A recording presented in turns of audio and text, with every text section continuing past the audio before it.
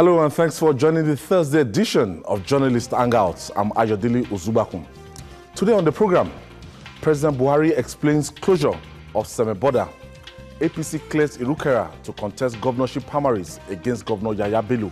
Others, FALANA tasked NBA to do more to stop illegal arrest, detention of Nigerians. And later on the show, JUKUN leaders accuse Chief Militia of killing Reverend Father David TANKO as Chief JUKUN crisis worsens. I'll be hanging out with Babajide Kolade Otitoju and Cyril Abako. Cyril, are you ready for this? Sure I am. Thank you, Ayo. So if you're ready, let the hangout start now.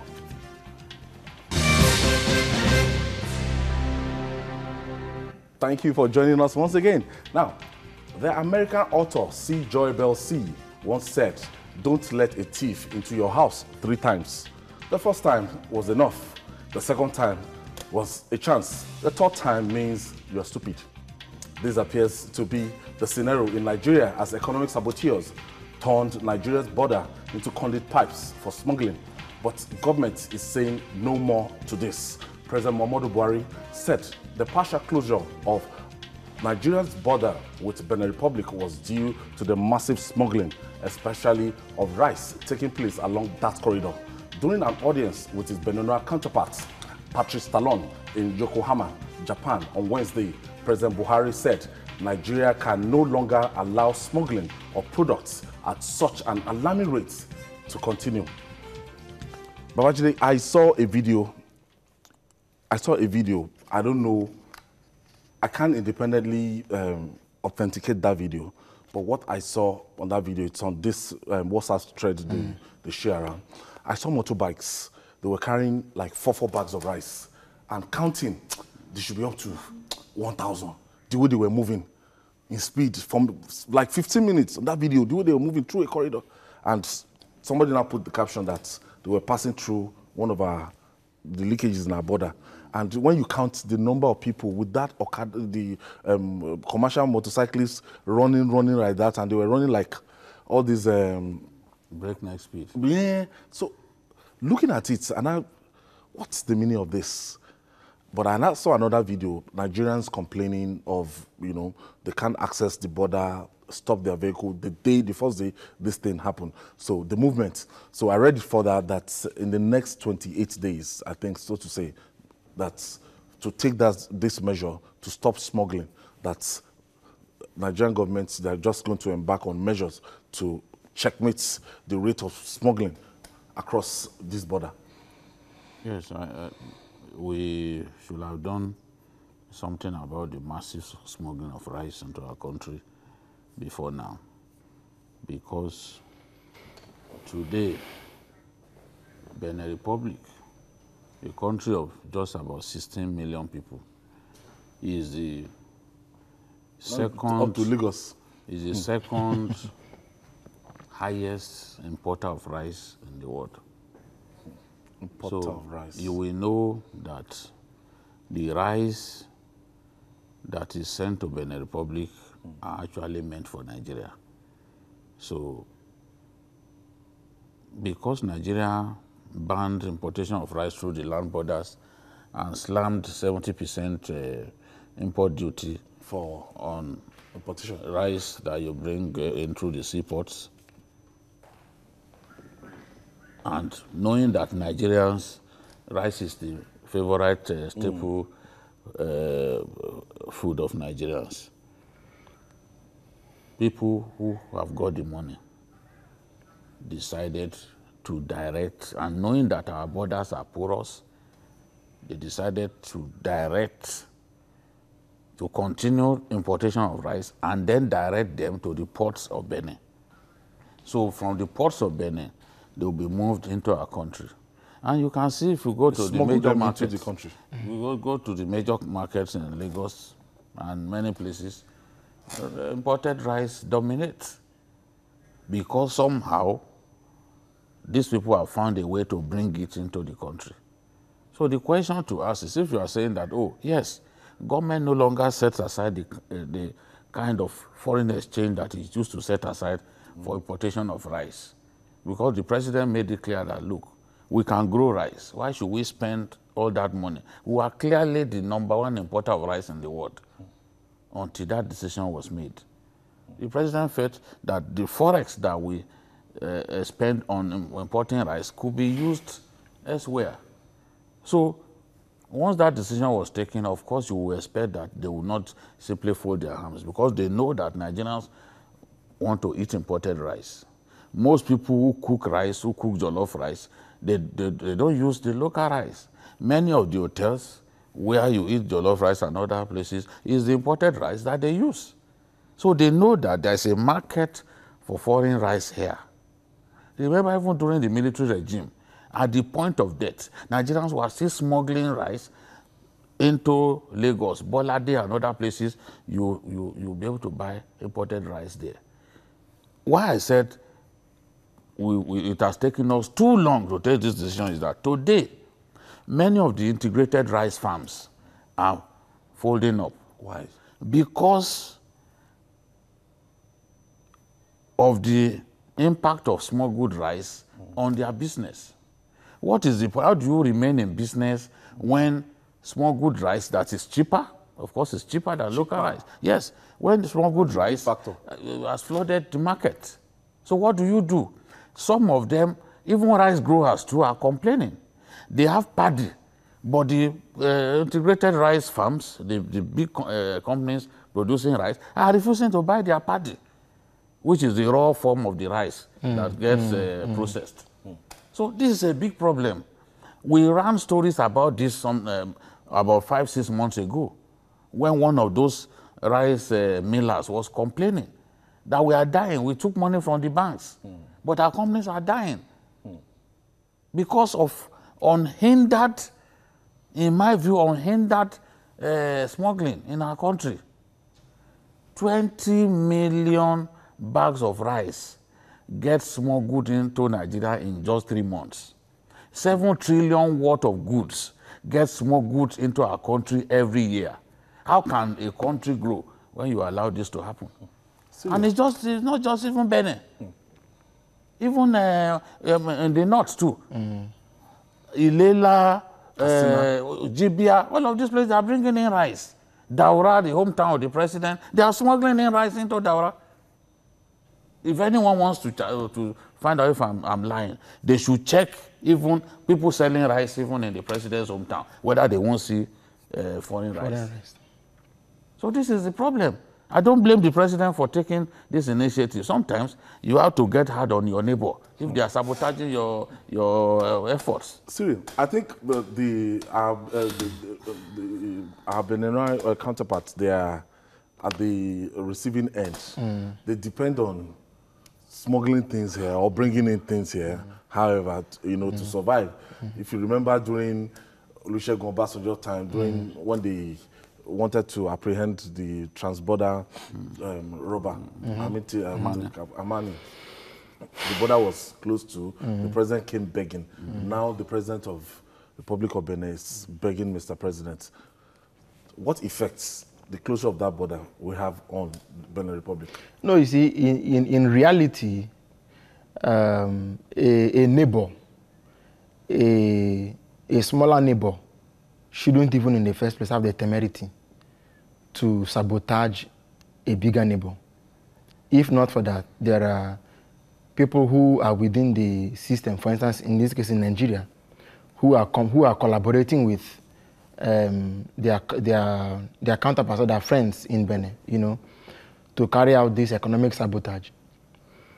You find that Nigerians go to Benin a lot to buy things, not just rice, fabric, all sorts of things. If you went to, I think, Mesabo Market, there are many places. Nigerians love to go, not Porto Novo, the other city that is the commercial city, they like to go there. You'll even see them speaking Nigerian languages. There are a lot of them there. And that has become a conduit. Because everything that comes into the Benin market seems to have the faith that once Nigerians come in contact with it, it will be sold. And so a large quantum of the economic survival depends on what we do with them. But now you see, what we've also seen is that sweeping measures are often very powerful. or should be powerful. But we need to know that we are not dealing with a minor issue. Smuggling is a mature human being at this point. Smuggling is, like the people involved in smuggling are not children. They are not, this is an industry that we're talking about. And so you find that when the route was even in some reports you see online, they would say that, look, having blocked the entry points, people are actively exploiting the legal routes. And so you need to be, because you need to be very clear. When you block the major points, it is not only the illegitimate people that are suffering. People who are doing good business are also at the receiving end. But eventually, those people who have vested interests, who are entrenched in the system, if we think that their business is going to die so soon, it's not true. I am happy that the president took this step just days or a week before he went to Yokohama, where the Benin president met him and started to plead and say, look, oh, please. So, they could meet face to face. It hurt so bad. Yes. Now, Mr. President has said, look, it's not just this one. We are going to convene a meeting of Benin Republic, Nigeria, and Niger. All of us are going to sit down and discuss how we're going to bring this thing to an end. It is even a good thing, in the first place, that Nigeria could summon the courage and the political will to go after them this hard. I think that it serves as a lesson. Now, what we do is that the strategy shouldn't just be militaristic. What you're seeing today is a collaboration of the immigration service, customs, the military, the police, but that alone won't solve the problem. AY. That is not enough. What we need to do is to say that the strategy we are going to implement should be beyond the military. We should now look inwards and say, what are the institutional loopholes involved in this, and how do we address it? In this day and age, without do we even have technology at this border tracking what comes in and what goes out? So you need to look at it from a broader point of view, not to block the border for a month or so. You open it again, it continues. Nothing changes. But Babajide, I discovered that apart from rice, we even have another problem: the smuggling our petroleum products. When you go to major all the border in the up north, and they smuggle tankers, and we have smugglers thriving in Nigeria. Yes, we subsidize petroleum products for our people, but foreigners benefit tremendously. You see tankers loaded with petrol moving across the border to Benin Republic, to Niger Republic, to Chad, because in the whole of this area, our petrol is the cheapest. Part of the money governments would have used to subsidize this fuel. So, and at the end of the day, you ask yourself, what is all this worth? After all, smuggling of petroleum products has been with us, and it will not stop. So when the former GMD of NNPC was lying to Nigerians, when we had that scarcity that it was smuggling, the question to ask is, has smuggling stopped? How come we don't have scarcity now?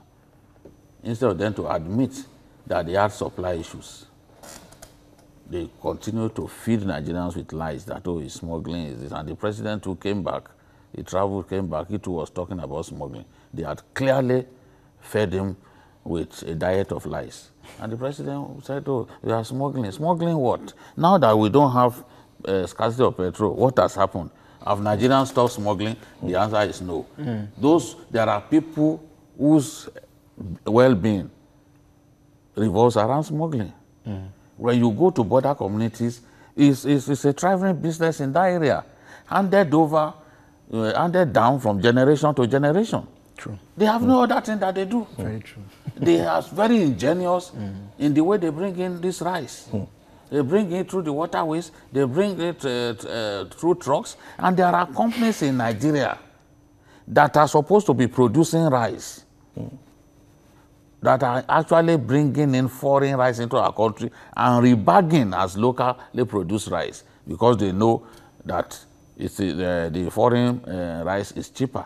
But Nigerians need to know that the foreign rice is not as good as our rice, at least not as nutritious. In my house now, it's the local rice that we eat. The local rice that I bought in Bali, Taraba State, is what we still eat now. My friend, Simbo Olorunfemi, just sent me because I had never seen Lake Rice.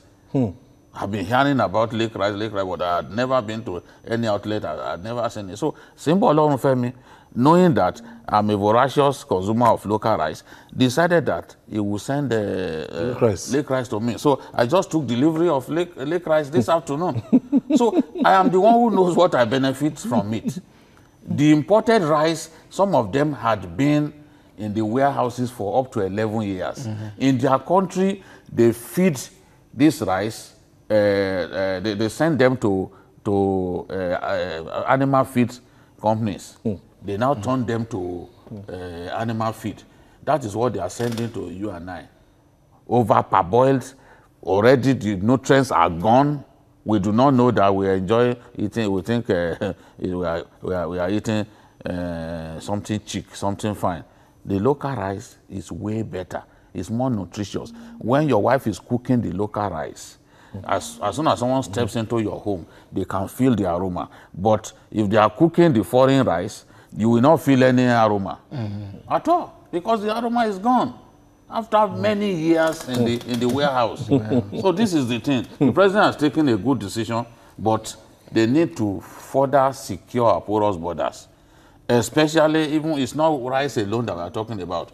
How about even weapons? Boko Haram is bringing in weapons through the Lake Chad corridor. We must do something about that. Our borders must be secure. When we do that, then this whole smuggling business, we will have defeated it. All right. In politics, never say never, because it may not be over until all options are exploited. After failing to scale the first round of the All Progressive Congress APC screening and the second chance in form of appeal by the party's National Working Committee, NWC, on Tuesday, one of the aspirants has been given a clean bill of health, Babatunde IRUKERA, who was earlier barred from contesting the APC governorship primaries, was cleared to contest after some protests in Abuja. Cyril, right now, I can confirm to you the primary election is on. And as of yesterday, 8 people were cleared, and including Yaya Bello, making 9. With Tunde IRUKERA now joining the field, I think there should be like 10 aspirants. So as I'm talking to you now, maybe they're counting the votes, but I saw a picture where Yaya Bello was casting his own ballots and some other aspirants. So I don't know, maybe that will take the whole of today.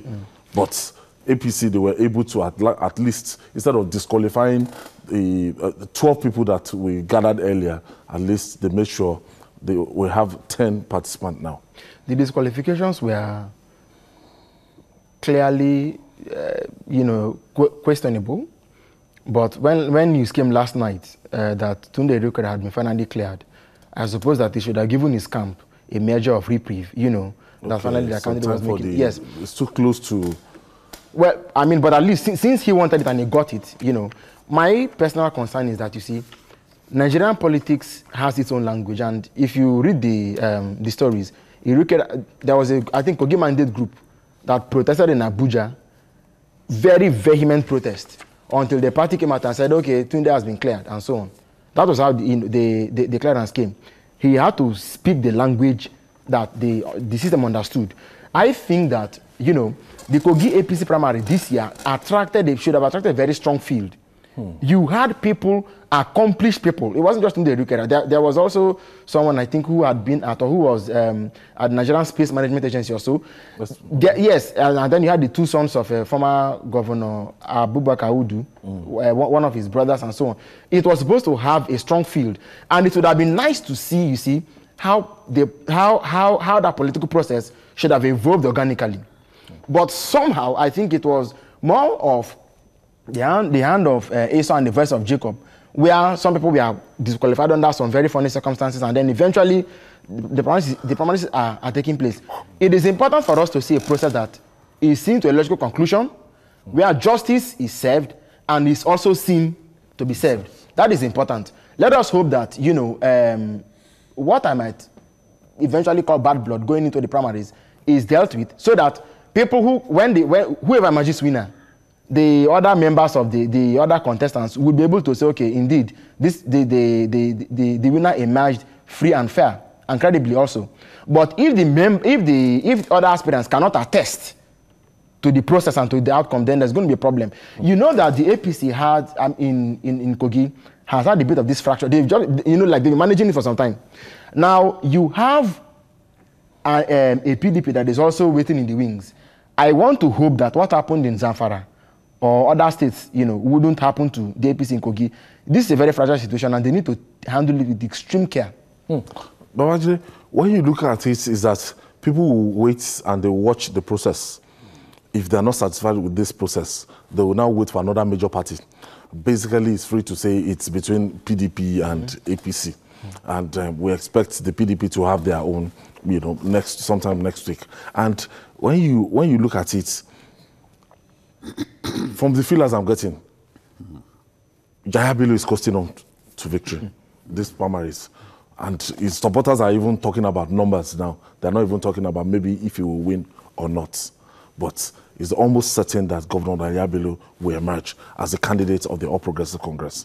And from that permutation, what would it be the implication of that?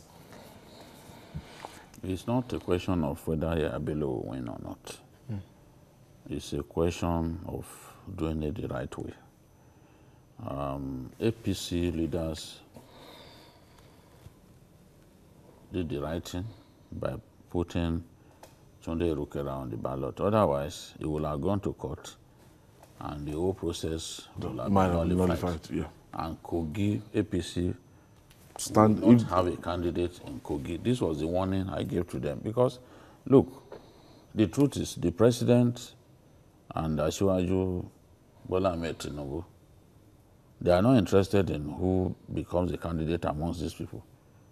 All they are interested in is that the party should not lose the state. This is the way Buhari thinks. Buhari will not get involved in all these squabbles, this and that. If you like, you can pay him courtesy call 1 million times. He will not publicly endorse you. You know that some people turned Buhari's home to their toilet. Every time they want to ease themselves, they go there. Aso Rock is their toilet. They go there all the time, believing that Buhari is such an impressionable person. No, that's not his nature. Why they find it difficult to understand the man after all these years? I don't understand. Because he will not come out and publicly support you. All he's after is that his party should not lose the state. And that's the way a good party man should behave. But he will not get involved. And it's the same attitude that Asiwaju has. He's standing aloof. He may have his favorite candidates amongst them, but he will not show his hand. But wisdom, good wisdom, prevailed. Because clearly what we were trying to do was to frustrate someone like IRUKERA. You can't tell me that IRUKERA, as brilliant as he is, that he would not know how to fill a form. I mean, it's ridiculous for politicians to be trying to disqualify people on account of this. And look at how they eventually messed him up. He had no time to prepare. That's what I'm looking at. That's what I'm looking at. Because if it was cleared yesterday and the primaries today. Up till 8 p.m. yesterday, he was not sure. And then you turn, ideally, these primaries are even held at night. You hold by the morning, early morning, maybe they will start counting. We've seen other primaries.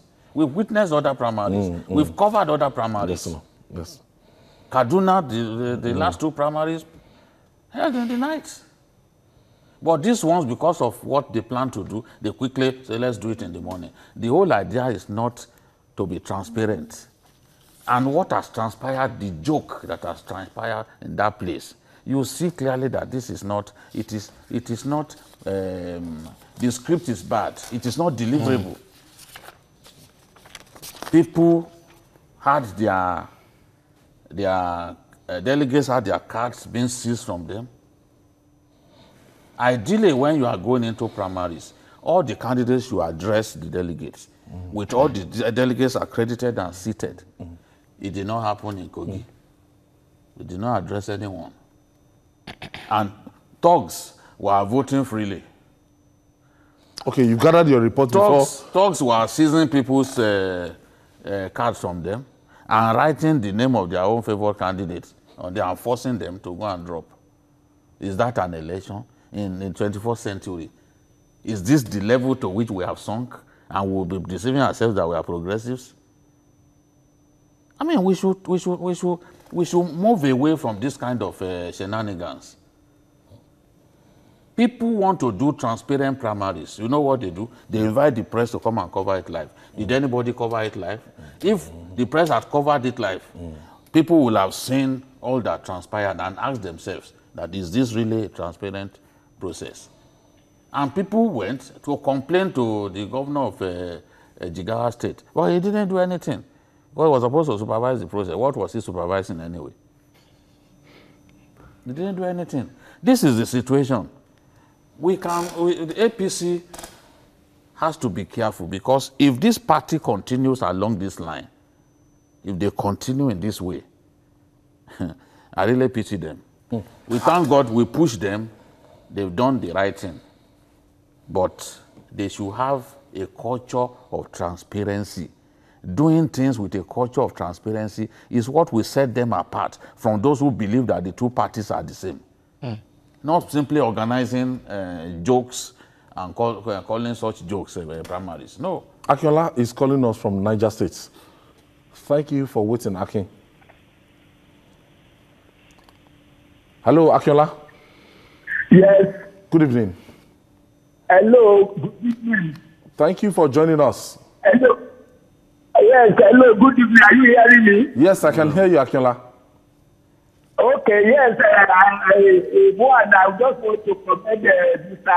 Ayodele Etibaku, and I want to let you know that you are my namesake. Thank you. Then I want to equally greet Kolade Otitoji for job well done, and the other man by his side. The issue of KOGI primary, it is very easy for people to deceive people, but we cannot deceive God. If actually God has meant IRUKERA to rule that place, he will actually rule. It is very easy for people to gang up, but the truth will prevail. So that's my contribution to that. And for some time now, Too bad. Thank you, Akinola, from Niger State. And so many people want to get our lines. And if I see people outside, they tell me that they try this line, they try this line. We'll try as much as possible to accommodate your calls, but so many people at the same time. Thank you for calling us, Akinola, from Niger State. I'll go on this break. When we come back, we are still on KOGI APC primaries. Please stay with us.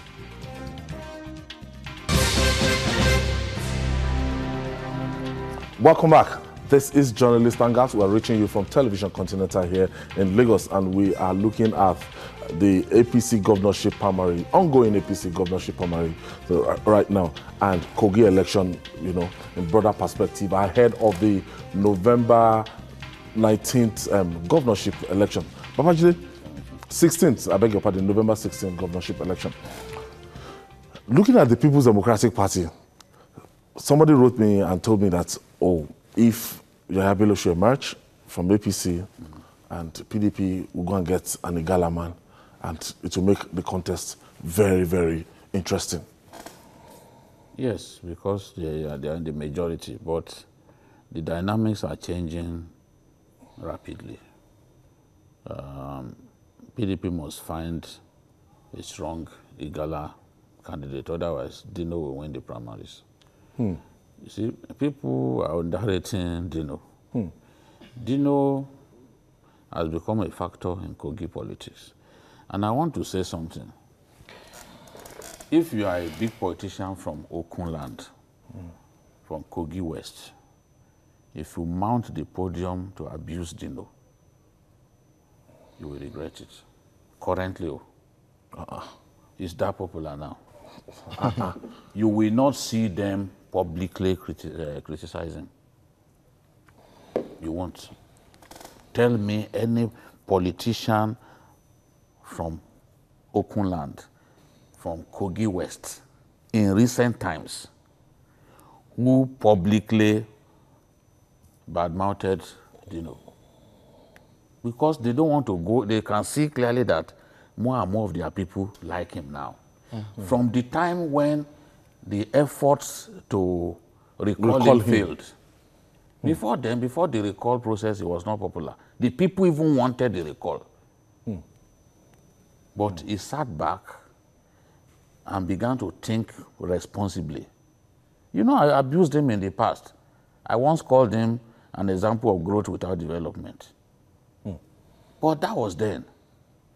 He has warmed himself into the hearts of the people by the projects that is taken to their doors.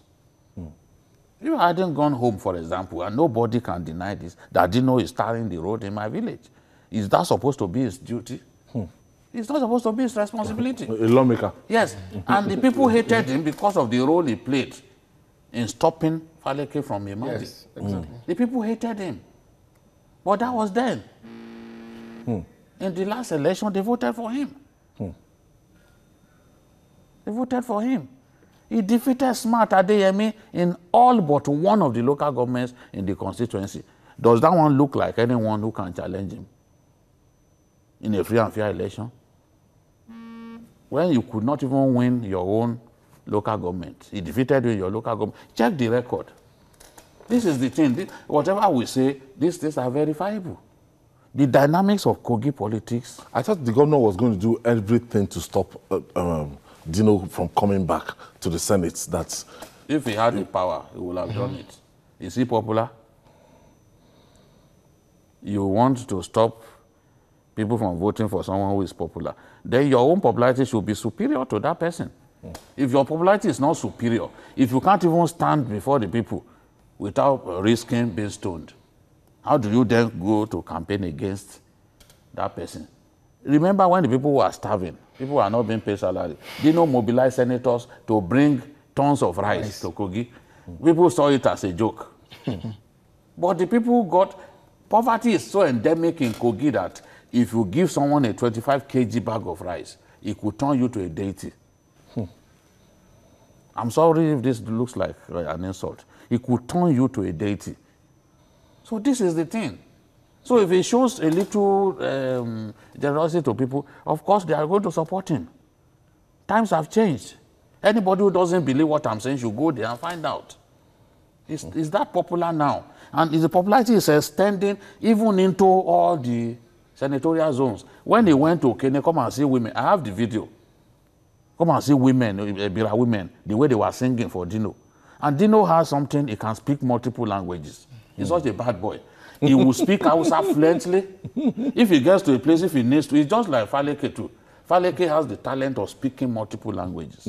When Faleke goes to Anifowoshe in Ikeja to campaign, to Igbos, he will speak Igbo. Because he did his OND in IMT Enugu.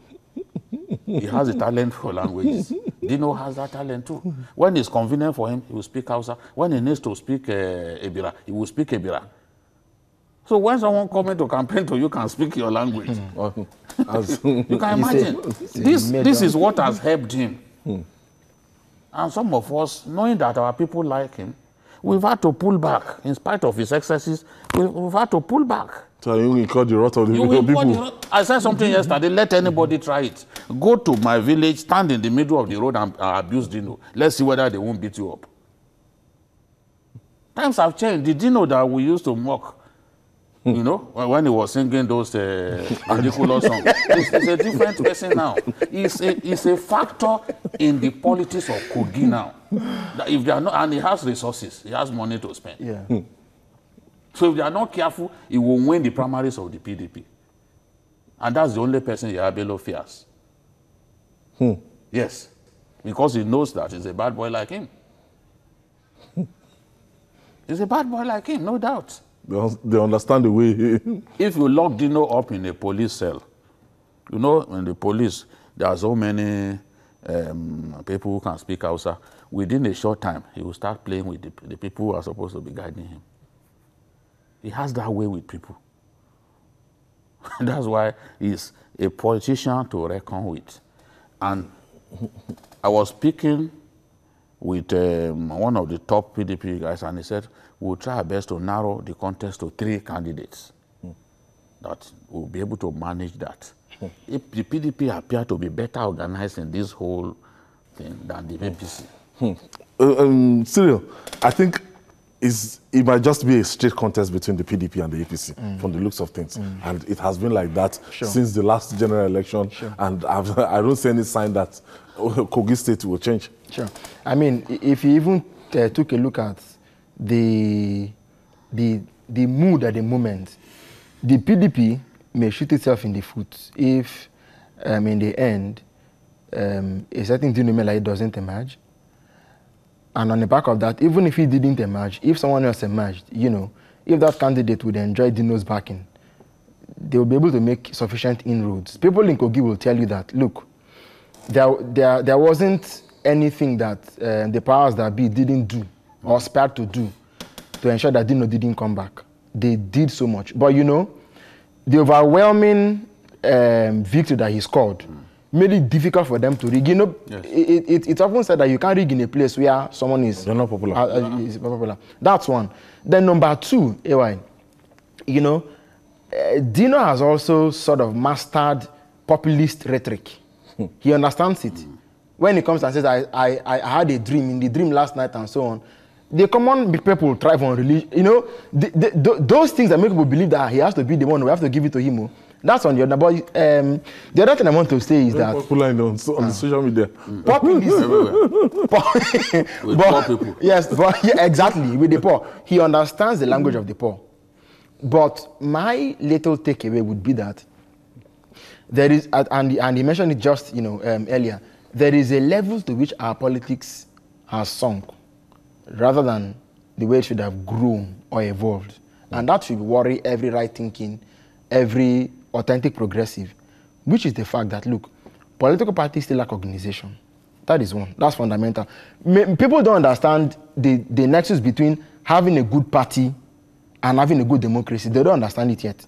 In 1993, during the campaigns between the NRC and the SDP, I remember that the SDP had one particular newspaper ad, where they said, a new baby is born, will have a future. Tell him that there's a party in Nigeria. Not a government. Tell him that there's a party. Because the party stands for an ideology that when put in motion will give that young boy a hope for the future. Or that newborn hope for the future. So, but you see, the people who ought to personify these values and personify these ideologies and translate them into workable government policies that will guarantee development for our people is lacking. And so when parties have issues with key members, we feel it is just a matter of one man versus another. It is not so. The political process must evolve. Look at what, in Imo, Okorocha won his election, the first time at least, based on the fact that he was a philanthropist. If you took this to advanced climes, it sounds a little bit funny that all what someone has to run and to run to become governor is the fact that he's a philanthropist. But again, you cannot entirely understand how mysterious populism can be. Donald Trump looked like he wasn't going to be able, but he won the election. And so Dino is walking that same path. What happens is that when someone is good at populism, his excesses, like he rightly pointed out, we become blind to them. And it just coasts away.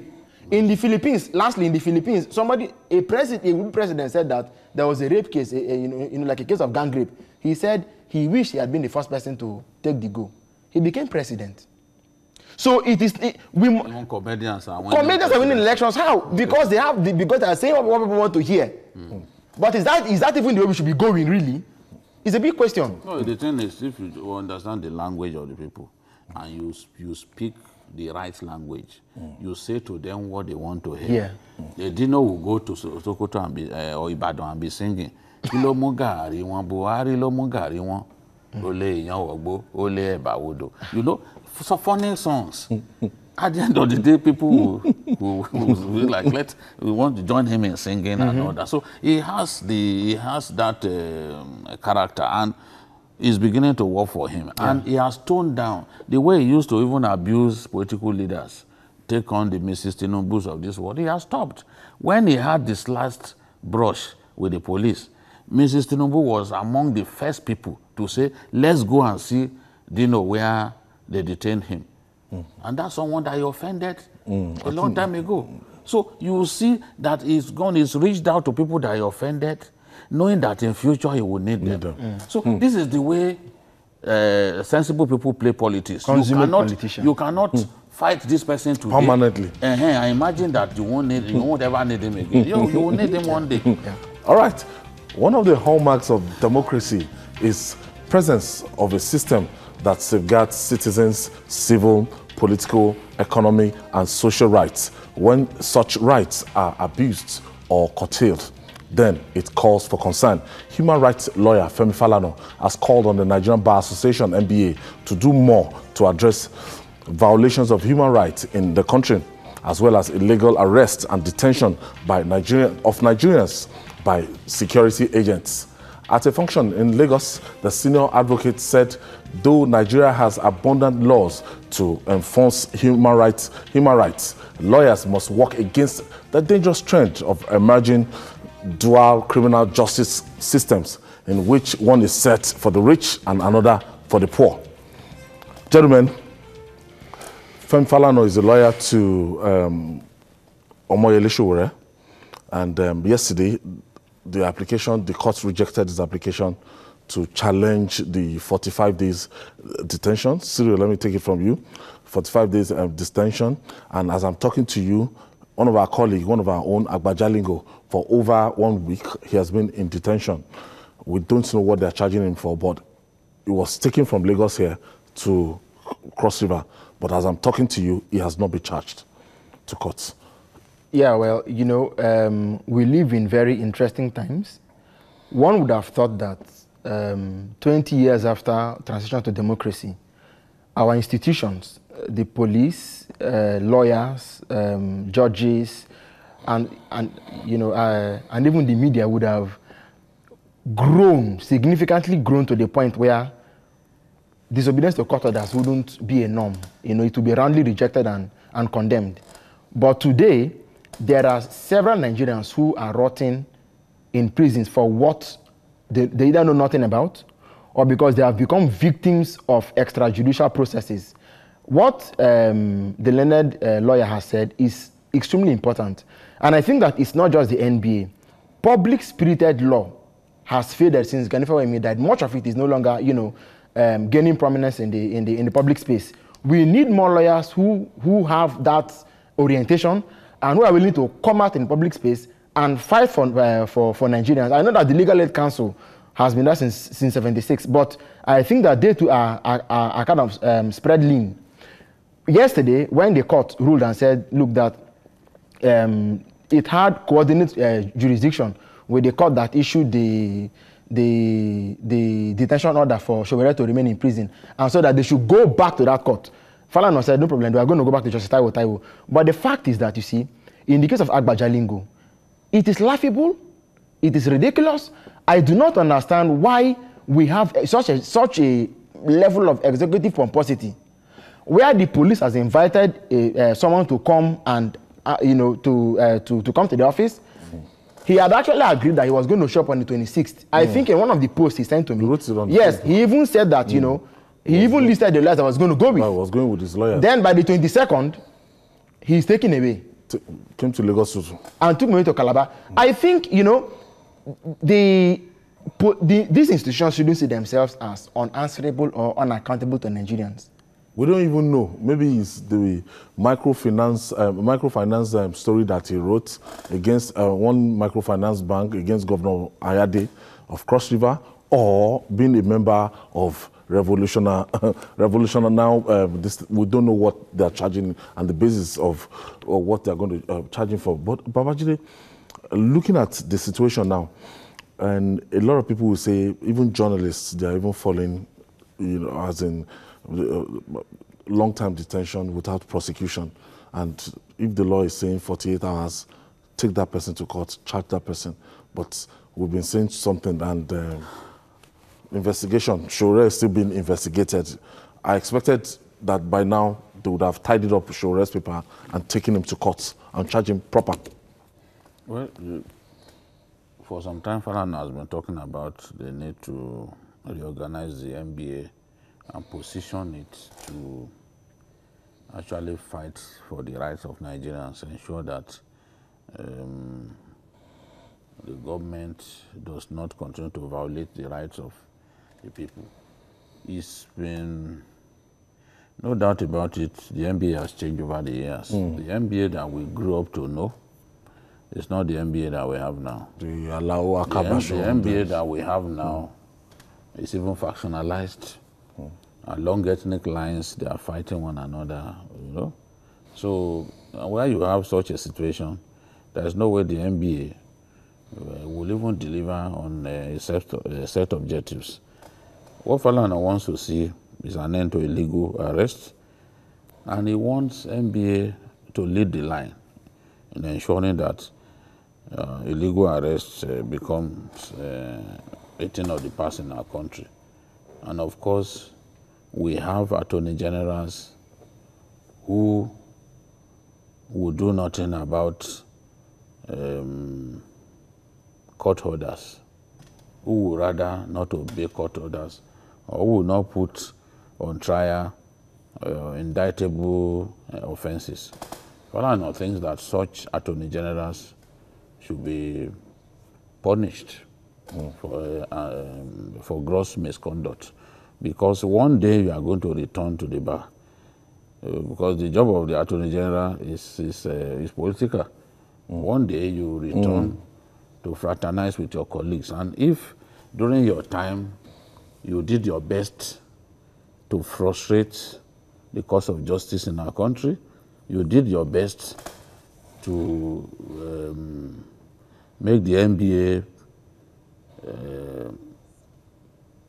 a toothless bulldog, then when you come out of government, you should expect that you will face disciplinary action. You face opprobrium from your colleagues. So that's what Falana is saying, that, and that the NBA should work with magistrates to inspect police detention centers so that people who are being detained illegally can be rescued from those detention centers. There are still thousands of Nigerians who are in prison for flimsy reasons. So these are the people that need to be helped quickly. So I guess this is the message from Falana. All right. And finally, on today's program, the festering crisis between the JUKUN people of Taraba State and their thief brothers from Benue State is defying logic. As the crisis worsens, all the people do now is point accusing fingers at perceived instigators. The recent killing of a clergyman, Reverend Father David TANKO, is deepening the accusation and counter-accusation tangles in both states. A JUKUN leader and chairman of Takum Council area of Taraba, Shiban Tikari, alleged that the murder was carried out by a thief militia, though their motive is not clear. However, time is running out fast on how to resolve the lingering thief JUKUN crisis. Siri, what do you know about this crisis? Well, it's a sorry situation. I think as at this this afternoon, the Commissioner of Police in Taraba State, someone the top brass of the police in the state, they went to Wukari, I think. The Reverend Father who was killed was actually on his way to a peace meeting, which I think other fellow Catholic clerics had convoked to also look into the long-drawn JUKUN crisis.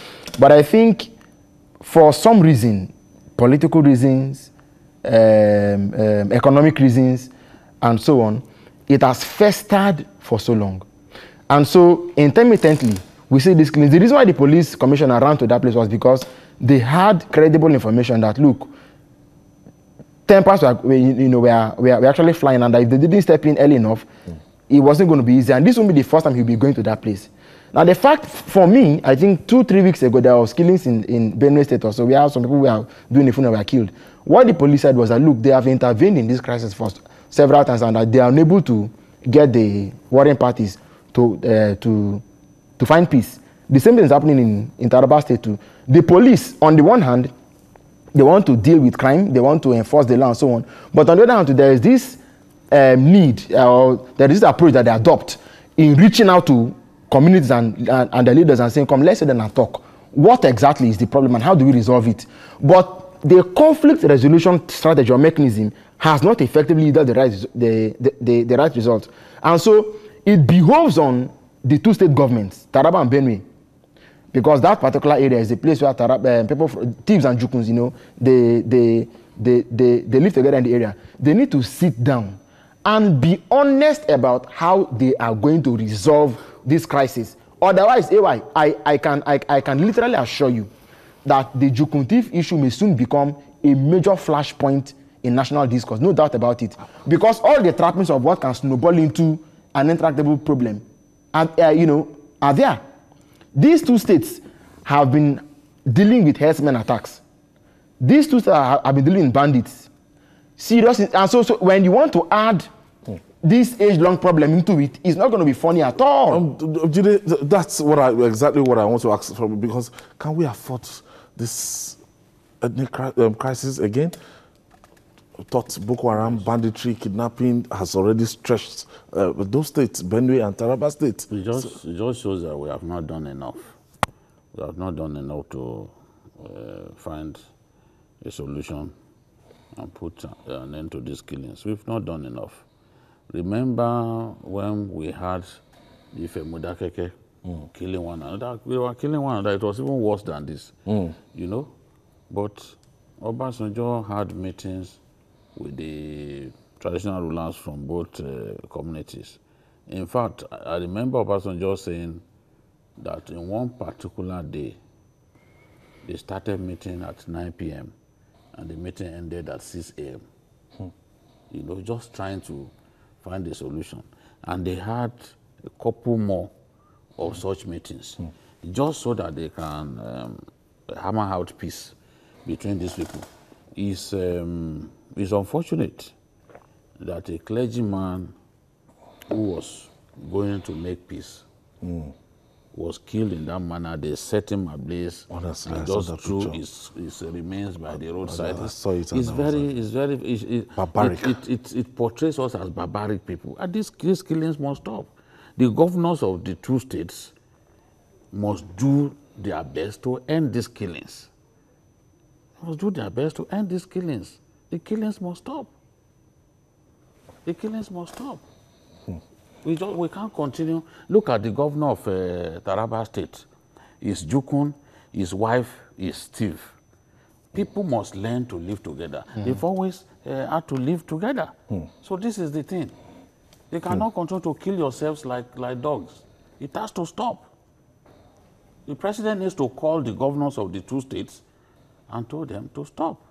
I want to thank you, Cyril Abako, for being part of today's edition of Journalist Hangouts. Thank you. And the Metro, Babajide Kolade Otsaju.